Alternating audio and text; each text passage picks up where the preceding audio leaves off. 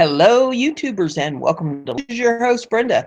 I have 10 articles in this episode for you. All the URLs are in the description of the video in case you want to do your own research. First one I have here is off of libertyheadlines.com, and it says, "Control of White House's proposed changes to Obamacare replacement." Less than 2 weeks ago, since the collapse of Republicans' plan to repeal and replace Obamacare, lawmakers and White House officials have revived talks aiming at crafting a health can make it through Congress. But a new pitch from the White House, conservative lawmakers on board, though it's in the early stages, already has some conservatives skeptical. The goal for Freedom Caucus has always been we want to see reduction in health insurance prices. That's still the bottom line, Representative Dave Bratt told the Daily Signal. We're open to any package of ideas that gets us to that goal of lower premiums. Not quite there yet, he said. It's not lift, and we always say markets. Well, now we have to walk the walk here and get some free markets and drive the price down for the kids. Potential deal on which details are beginning to trickle out attempts to address conservatives' most significant concern. They won't support a health care bill that doesn't result in lower premiums. Mike Pence, joined by White House Budget Director Mick and President Donald Trump's chief of staff, outlined the plan to woo conservatives Monday night. Caucus meeting would allow states to apply for a waiver from the federal government to exempt them from some of Obamacare's regulations, including the community rating provision, which prohibits insurers from charging sicker customers more than higher premiums. Is also looking at allowing states to opt out of the essential health benefits requirement implemented by Obamacare, a list of 10 services that plans to cover, and narrowing use of a $115 billion stability fund to be spent on high-risk insurance pools. Article I have, and it says, Congress still won't stop Obamacare looting scheme. Treasury disappointed filed litigation to stop net worth sweep and Obamacare administration policy begun in August of 2012, under which the U.S. Treasury has confiscated all Fannie Mae and Freddie Mac earnings amounting to some $60 billion in a process that has removed from two government-sponsored entities, GSEs, revenues that otherwise to while depriving investors from receiving dividends. An email obtained under FOIA request provided .com in the continuing controversy over and Freddie Mac that makes clear a respected attorney who had participated actively in the too big to fail bank bailouts in 2008 and 2009 advised Congress as 2013 that continuing the net worth sweep was bad public policy. The dividend sweep amendment challenged in court as either an unconstitutional taking of property rights of the juror and common stockholders or a breach of FHFA's duties to such stockholders as conservator of Fannie Mae and Freddie, noted Randall Inn, an attorney widely recognized as one of the nation's leading bank regulatory authorities, in an email November the 16th of 2013. Here he was email from the position as head of the financial institutions group at Davis and Polk LLP in New York City to advise that the net worth sweep of Fannie Mae and Freddie Mac earnings by the Obama administration in August of 2012 should be stopped.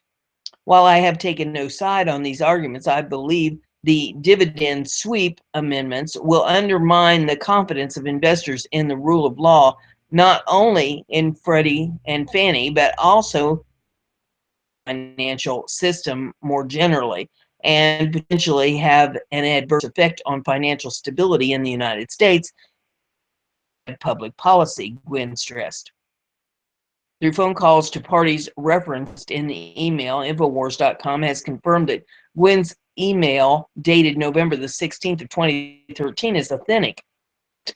The memo to Michael Bright, the director at the Milken Institute Center Markets, where he heads the housing program, and was in 2013 a staff assistant responsible for advising Tennessee Republican Senator Bob Corker on banking policy, including Dodd-Frank Act implementation. After receiving Gwynn's email, sent an email dated November the 19th of 2013 to Peter, Director for Congressional Affairs at the Federal Housing Finance Administration, called the FHFA, Jeannie Schroeder, office at the FHFA. Now, Bright instructed Brereton and Schroeder to ignore Gwynn's advice regarding the half-baked wind-down provisions of S introduced by Senator Corker that would have continued the S despised under Section 11 of the Federal Deposit Insurance Act that suggests Fannie and Freddie should be allowed to keep their earnings as provided by the terms of the original conservatorship under which the Treasury had invested into Fannie and Freddie in return for preferred stock. In 2014, Senator Corker joined Virginia Democratic Senator Mark Warner to propose a House Finance Reform and Taxpayer Protection Act, the S 1217, that would have closed Fannie and Freddie, replaced them with a privately capitalized system that would have empowered Wall Street and big banks to take over the mortgage finance in the United States. We are only interested in when it's to make sure the transition is done on footing, Bright instructed. His only interest were to see Fannie and Freddie closed expeditiously, finance turned over to Wall Street and big banks, and specified S 1217. Has reported revenues swept into the Treasury's general fund were diverted to keep Obamacare from failing by providing the financial resources needed to pay the Obamacare subsidies that Congress had refused to allocate funds to pay. Has also warned to replace Fannie and Freddie, secretly endorsed by President Obama, revealed the leak of Treasury Department documents is a plan to replace home ownership as a key component of the American dream with a European. The standard transforms to replace middle-class homeowners with well-housed middle-class renters. On March 29th of 2017, Corker joined Warner and a small bipartisan group of U.S. senators letter addressed to Mel Watt, the director of the Federal Housing Finance Agency, arguing that ending the NSW on March 31st of 2017 would be U.S. housing policy.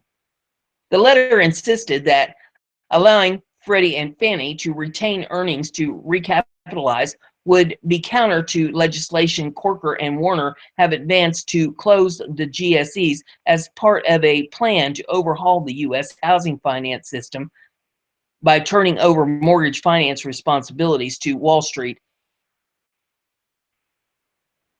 Now, if you are a homeowner and you just heard what I read to you, a Fannie or a Freddie loan, sensed, I don't know what to tell you.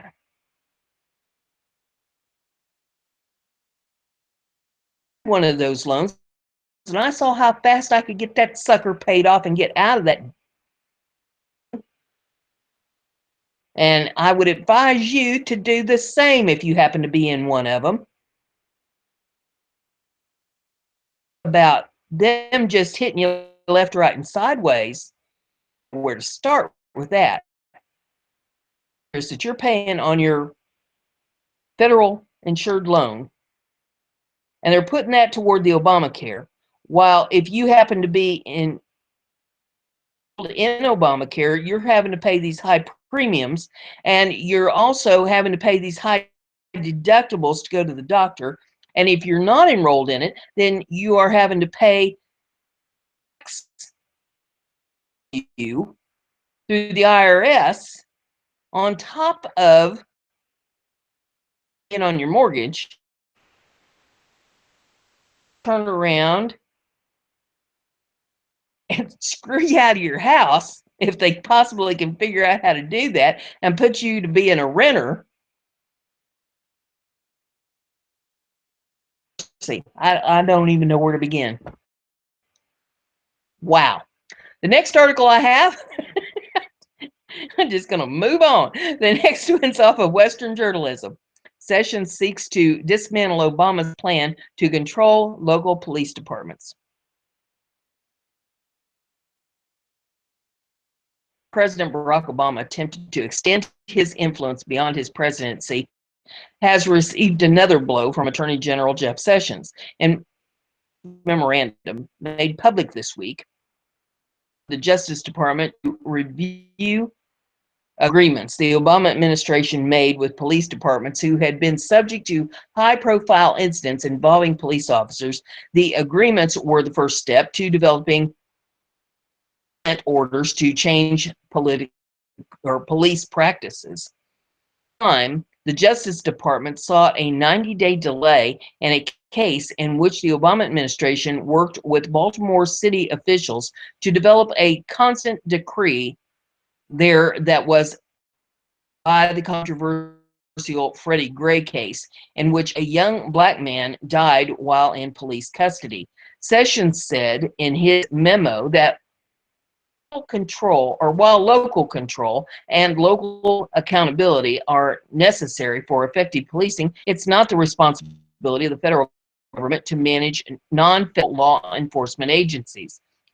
Hence, the Justice Department review all its prior reform agreements, including collaborative investigations and prosecutions, grant making, technical assistance and training, compliance reviews, existing or contemplated consent decrees, and task force participation in order to ensure that they fully and effectively promote the principles of administration. Information hearing, federal lawsuits, departments aimed at overhauling local practices undermine the respect for police officers and create an impression that the entire department is not doing their work consistently to law and fairness. Before we do that, Baltimore was among tripping on me, spinning in the wheel.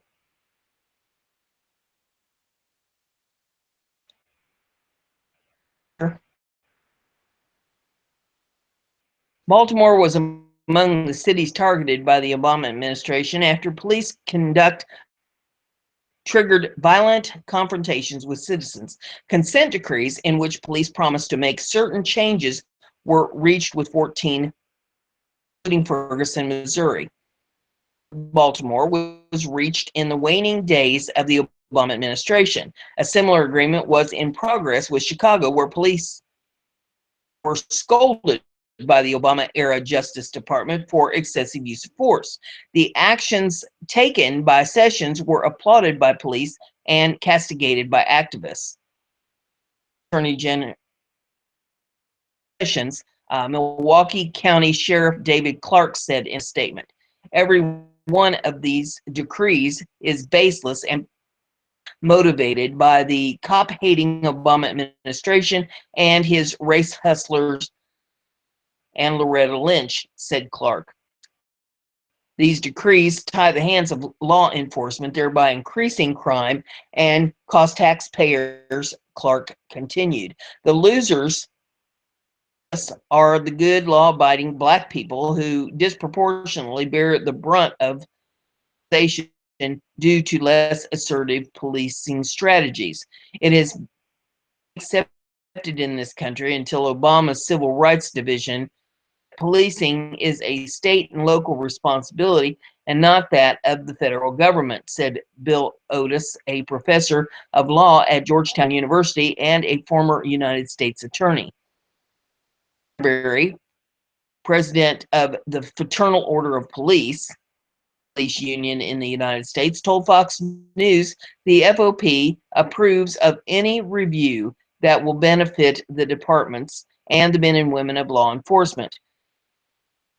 Approach is to hinder law enforcement, and we support his directive. Session action. Attorney Sessions is undermining and obstructing extensive efforts that have been made to promote policing reform.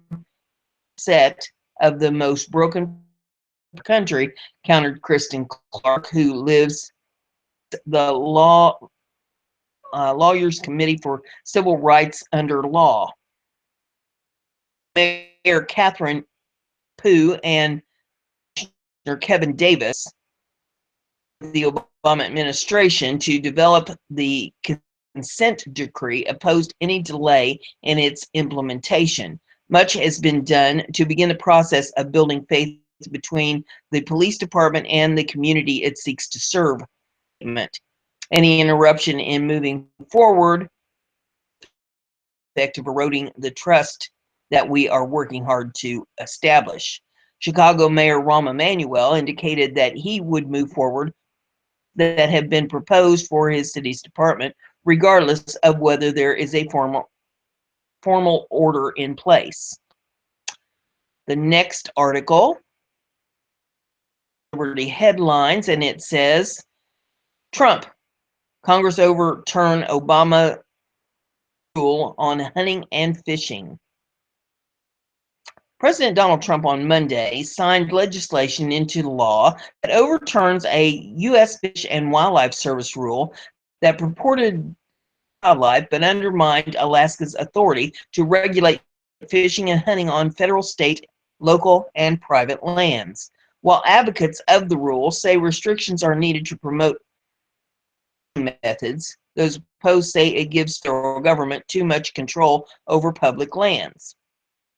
A dangerous precedent for future top-down Washington mandates that supersede local management decisions, said Representative Paul Gosar, Republican of Arizona, chairman of the Congressional Western Caucus, in a press release.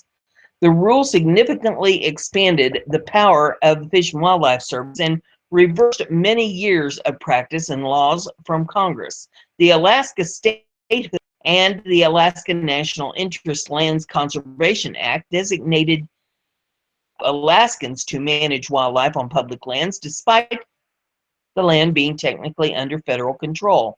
Opponents worry this power grab could set a dangerous precedent for management nationwide. The Fish and Wildlife Service rule was entirely inappropriate. Not only was it a major violation of laws passed by Congress, it undermined years of scientific and peer-reviewed game management in Alaska and falsely vilified the people of my state, said Congressman Don Young, Alaska, the bill's sponsor, in a press release. Found it insulting that federal bureaucrats act as if the local regulators don't have the best interest of the wildlife in mind when determining hunting. Many advocates and defenders of Fish and Wildlife Service rule changed many trophy hunting practices, such as using bait to hunt bears, hunting wolves and coyotes in dens, and, as Sarah Palin infamously said, gunning down wolves from helicopters. Private advocacy grounds, citing public interest and concern. Over the past several years, the Alaska has unleashed a withering attack on bears and wolves that is America's long tradition of ethical, sportsmanlike, fair chase hunting. U.S. Fish and Wildlife Service Director Dan Ash when the rule was being formed. But there comes a time when the U.S. Fish and Wildlife Service must stand up for the authorities and principles that underpin our work and say no.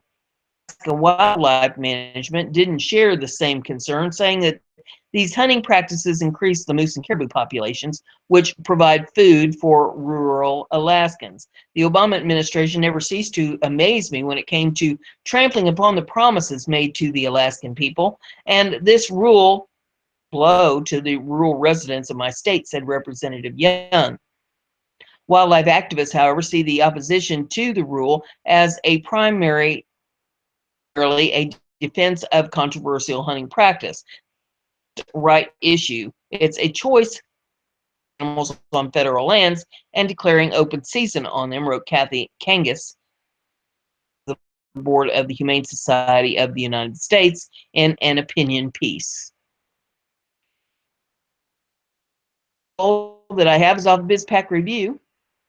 It says, breaking, newly obtained 695 docs gun admission by Obama's IRS. The government watchdog group Judicial Watch obtained a new Internal Revenue Service documents that show how expansive conservative organizations was under the agency. Judicial Watch released nearly 695 pages of IRS documents that were previously withheld from Congress by the Obama administration and included agency officials admitting they used inappropriate political labels to screen conservative organizations' exempt applications. Judicial Watch put out a tweet that says, breaking news, Judicial Watch obtains 695 pages of Obama IRS scandal documents. Documents obtained as part of a Freedom of Information Act lawsuit in 2015 about IRS abuse were part of an additional 6,924 documents located by the IRS. 5 pages the IRS released, 422% were withheld in their entirety. The Obama IRS has been hiding these records, Judicial Watch President Tom Fitton said. The new smoking gun documents contain admissions by the Obama IRS that it inappropriately targeted conservative groups. Also showed that the abuse continued as the Obama IRS tried to force conservative applicants to give up their First Amendment rights in order to finally get their applications granted. Revealed the agency planned to require 501c4 nonprofit organizations to restrict their alleged political activities in order to get expedited consideration of their tax-exempt applications. August 9th of 2013, then acting IRS Director of Exempt Organizations Karen Schiller admitted the IRS used political labels in targeting the groups and noted suspending the use of the Be on the Lookout and Go lists. As acting commissioner Danny Werfel said, the IRS has taken decisive action to eliminate the use of inappropriate political labels in the screening of 501c applications. IRS policy is now clear that screening is based on activity and name.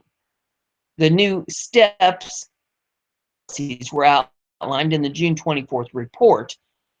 In the absence of the BOLO list, the unit screened for information affecting the determination of applications for tax-exempt status, including the activity tied to political campaign intervention, will be done without regard to specific labels of any kind. The 30-day report also reflects the June 20th of 2013 memorandum, which was issued and the use of the BOLO list process. The released documents also included a Dear Applicant letter that essentially bribed the groups by offering tax-exempt status in exchange for limited political activity.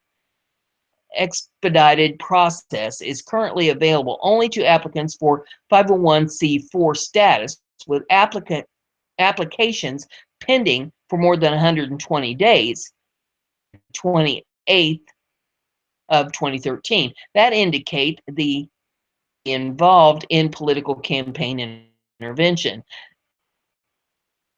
Optional process. An organization will represent that it satisfies and will continue to satisfy set percentages with respect to level of its social welfare activities and political campaign intervention activities as defined in the specific instructions on page 5 through 7. These percentage representations are not an interpretation of law, harbor for those organizations that chose to participate in the optional process. No charges were ever brought against the IRS or its former chief, Lois Lerner, for targeting conservative groups. IRS Commissioner John Kosakin has led the agency since 2013. The next article I have is off of Liberty Writers. Bannon is gone. Trump just ousted Steve Bannon from NSC for one unbelievable reason. Donald Trump made a massive shakeup to his National Security Council. He decided to remove Steve Bannon from the NSC after months of controversy. Bet the mainstream media was happy to report on this. They hate Bannon. What they won't tell you is the real reason why President Trump axed him.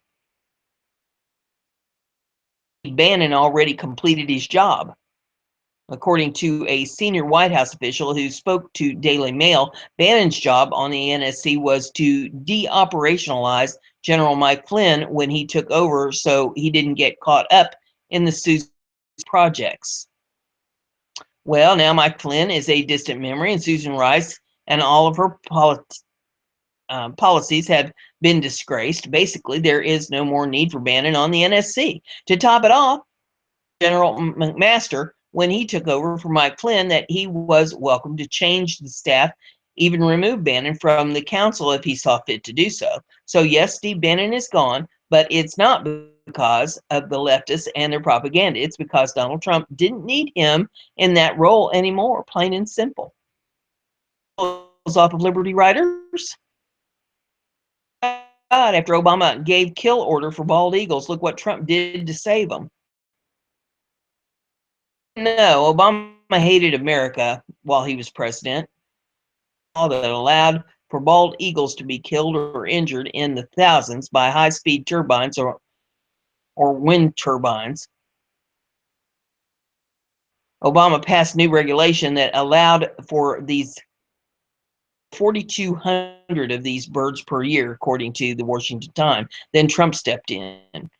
In 2014, windmills are the greatest threat to both bald and golden eagles. Media claims fictional global warming is worse. What Trump is doing to solve this issue. President Trump is now signing an executive order to rescind former President Obama's plan to curb global warming, including the one that targeted bald eagles, according to PBS. Giving away at the crappy legislation of Obama era and will wording about climate change from the orders. Thank God for Trump. Of Commerce President Thomas J. Donahue said that he was glad Trump was taking bold steps to make regulatory relief and energy security a top priority. These executive actions are a welcome departure from the previous administration's strategy of making energy more expensive through costly, job-killing regulations that choked our economy, he said. The article I have is off of BizPac Review. And it says, Benghazi hero to Fox News. Trump should make an example of Susan Rice. U.S. Army veteran and Benghazi hero Chris Petrono believes President Trump needs to make an example out of former National Security Advisor Susan Rice, the private security contractor during the 2012 terrorist attack on the U.S. Special Mission in Libya, said the former Obama administrator have made him throw up in my mouth a little bit. There is a video in this if you care to look at it. It says she has no credibility. Peritano said on Fox and Friends on Wednesday. I don't know how people continue to believe her. Ordered the unmasking of identities of President Trump's team that were part of classified intelligence reports, while initially saying she knew nothing about the reports. She later changed her story to say that though sometimes she did ask to reveal the identities of U.S. citizens incidentally collected in surveillance, the purposes were never political. Double talk, half truths, Peritano said. Within the veterans community, within Rangers, SEALs, Marines, there's no such thing as a half-truth. It's a lie. He pointed to Rice's questionable past with truth-telling, recalling her public comments on Benghazi as she made after the attack, repeating the claim that the spontaneous assault was sparked by an anti-Islamic video. The story of heroic actions of the attack that left 4 Americans dead, including U.S. Ambassador Christopher Stevens, are recounted in her book called 13 Hours. Believes Rice sees herself as untouchable because she has not been held accountable for her past lies. He hopes Trump thinks otherwise. The Trump administration has been given a golden egg, he said. He could make an example of a politician, of a bureaucrat, and it would stop a lot of the half-truths. Peritano revealed that playing politics is not unusual in the operations of U.S. intelligence agencies. In my experience, he said, I have seen politics play a big role in the agency, and it's another example of the change that Trump can make. President Trump's been given an opportunity here to set a precedent and to stop this, he said. Of a BizPac review. And it says, why the public won't see the rest of Hillary's emails until 2020. He said Tuesday that officials at the Department of State and other agencies can't make the remaining 100,000 unreleased Hillary Clinton emails public for 42 months or until October of 2020. An attorney, Jeannie, told U.S. District Court Judge James E. Boasberg Tuesday that processing takes time. She also told Boasberg during the status hearing on the case that the continued review of the former Secretary of State's emails was not the best use of the state's time. Nonprofit government watchdog group Judicial Watch successfully sued for the full release of the emails in a Freedom of Information Act lawsuit. Might be surprised to learn that so many Clinton emails are not yet public. A mountain of them are still being slowly reviewed by officials at the State Department, FBI, and other federal agencies. Department of State officials claim they can only review and release 2,350 emails each month, chipping away at the 68,000 emails currently in front of them. There are also an estimated 31,000 emails on a laptop owned by former New York Democrat Representative Anthony Weiner, has identified as State Department emails to and from Huma Abedin, Clinton's former deputy chief of staff and Weiner's wife. Charges of child pornography over sexually explicit digital exchanges he allegedly had with a 15-year-old girl on the laptop. Boasberg approved of the current pace of release Tuesday, which will deliver only 2,350 emails to the public each month. Clinton's emails were a damning controversy during her unsuccessful 2016 presidential effort because she had used a private server located in her New York mansion and private emails addresses government system to conduct official business. Judicial Watch attorney told the Daily Caller News Foundation outside the courtroom that Americans will have to wait a long time before all of the Clinton emails are publicly released. From today's hearing before Judge Boasberg, status quo, processing an amount of 2,350 pages a month, it will be a couple of years before we conclude this, Burke said. Emails have been divided into 6 disks. Nearly all of the contents of the Disk 1 have been released to Judicial Watch. The contents of Disk 4, which total are now being released. Disc 5, greatest interest since it represents a complete backup of Clinton's emails that were overseen by Platte River Networks, the Colorado IT company that handled her private server. 37,000 pages and was on Datto computer system. Work said the Trump administration process slow walked by career civil service bureaucrats. That the justice or state is dealing with these ongoing cases are the same people. Whether it's higher ups that aren't putting their feet to the fire, it's business as usual, and everything gets slow walked, she told the DCNF. With the new administration, there would be more operation, she said, but was disappointed, saying nothing has fundamentally changed. Is Judicial Watch Incorporated versus U.S. Department of State. Another status hearing on the case is scheduled for July the 20th. And the final article I have in this episode is off of BizPack Review, and it says, touchy.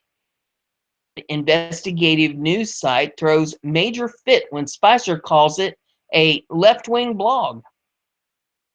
He was unaware of changes to the trust President Donald Trump set up for about possible conflicts of interest with his businesses. White House Press Secretary Sean Spicer referred to as a left-wing blog. Needless to say, the online investigative journalism site was not pleased. I'm not aware there was any change, Spicer said at Monday's daily press briefing in response to a ProPublica report of a clause that allows Trump to draw money from his business interests without disclosing it. A left-wing blog makes the point of something changing, doesn't mean it actually happened, Trump spokesman added. Funded by Democrat billionaire donors and panned as the Soros-linked group, Journos, had an online conniption, launching a 15-tweet rant of sorts. The site proceeded to set the record straight, or at least, and put out a tweet here, says, so Sean Spicer just called us left-wing blog. Since we're actually in the biz of facts, we figured we'd respond with a few. Proof of when the trust was revised. It's important to note that Spicer never said this didn't happen, just that there have been any changes. This is another tweet they put out, says the Trump trust doc was revised and signed February 10th. Here you go, Sean Spicer. And they link the document. New York-based nonprofit proceeded to blast the Trump administration in the next few tweets that featured some of their facts before concluding that they are an equal opportunity offender, having targeted former President Barack Obama. It says, and yes, our job always has been and will be holding all those in power accountable. So we wrote about Obama caved to big banks and didn't deliver on his promises to help homeowners. And while ProPublica may deny they took the slightly personally, the final tweet in the series suggests otherwise. The final one says, so any other facts you'd like to know, Sean Spicer? Poor Sean. Bless his heart. Oh, my. That's the last one I have for you in this episode, but there will be another episode to follow. If you like what I'm doing here, give it a thumbs up. Share it on your social media so everybody gets to hear the news. And don't forget to subscribe. That way you'll stay informed. See you in the next one.